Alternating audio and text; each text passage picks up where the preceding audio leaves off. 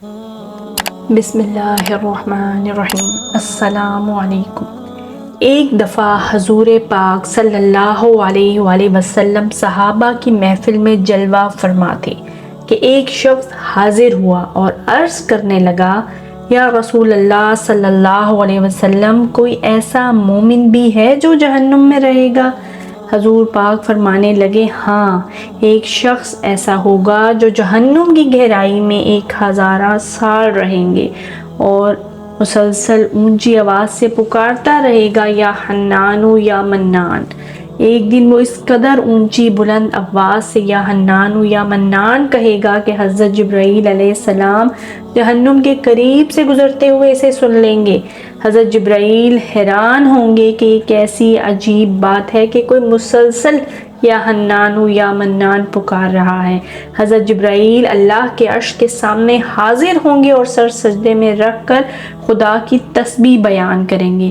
اللہ فرمائے گا، اے جبرائیل سر اٹھاؤ۔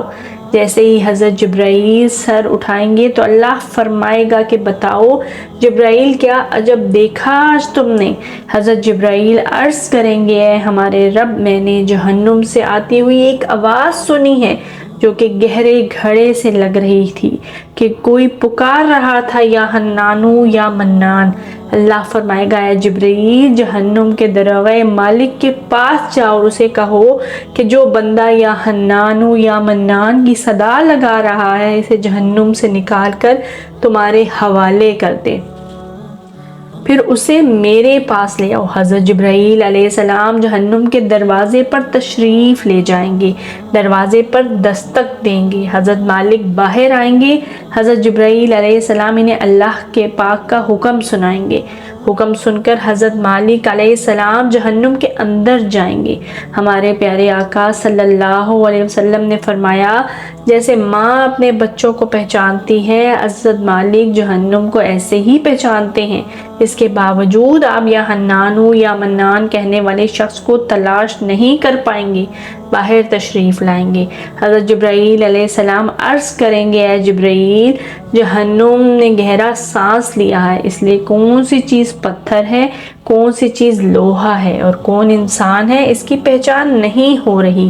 حضرت جبرائیل پھر اللہ کی بارگاہ میں سجدہ کریں گے۔ اللہ پاک ارشاد فرمائے گا، اے جبرائیل سر اٹھاؤ، تم یا حنان یا منان کہنے والے کو کیوں نہیں لائے؟ جبرائیل عرض کریں گے، مولائے درگاہ جہنم، حضرت مالک نے بھی معذرت کر لی ہے، کہتے ہیں جہنم نے سانس لی ہے، اس کی وجہ سے پتھر، لوہے اور انسانوں کے درمیان کوئی فرق نہیں بچا ہے، تو یہ سبھی جل کر کوئلہ بن چکے ہیں، کسی چیز کی پہچان نہیں ہو پا رہی ہے۔ اللہ پاک فرمائے گا، جبرائیل مالک سے کہو میرا بندہ جہنم کے فلاں گھڑے میں فلاں کونے میں اس طرح پڑا ہوا ہے۔ حضرت جبرائیل جہنم کے دروازے پر جائیں گے اور حضرت مالک کو یا حنان یا منان پکارنے والے کا پتہ بتائیں گے۔ حضرت مالک جہنم کے اندر جائیں گے اور دیکھیں گے ایک شخص ہے، اس کے پاؤں اس کی پیشانی کے ساتھ اور ہاتھ گردن کے ساتھ بندھے ہوئے ہیں اور جہنم کے سانپ بچھو اس کے ساتھ لپٹے ہوئے ہیں۔ حضرت مالک اس کی زنجیریں توڑ دیں گے اور جہنم سے نکال کر حضرت جبرائیل علیہ السلام کے حوالے کر دیں گے۔ حضرت جبرائیل اسے عرش الہی کے سامنے لے کر حاضر ہوں گے، سر سجدے میں رکھیں گے۔ اللہ پاک فرمائے گا، اے جبرائیل سر اٹھاؤ۔ جبرائیل علیہ السلام سر اٹھائیں گے۔ اب اللہ پاک اس بندے سے فرمائے گا، اے بندے، کیا میں تیری بہترین تخلیق نہیں کی تھی؟ کیا میں نے تیری طرف رسول نہیں بھیجے تھے؟ کیا ان رسولوں نے تمہیں میری کتاب نہیں سنائی تھی؟ کیا میرے رسولوں نے تجھے نیکی کا حکم نہیں دیا تھا، تجھے برائی سے منع نہیں کیا تھا؟ وہ بندہ ساری باتوں کو مانے گا، اقرار کرے گا، یا اللہ تو نے میری بہت اعلیٰ تخلیق فرمائی، تیرے رسول بھی تشریف لائے، انہوں نے تیرے احکام بھی سنائے۔ اللہ پاک فرمائے گا، پھر تو نے فلاں فلاں گناہ کیوں کیے؟ وہ عرض کرے گا، یا اللہ، میں نے اپنی جان پر ظلم کیا ہے، جس کی سزا میں مجھے جہنم میں ڈال دیا گیا۔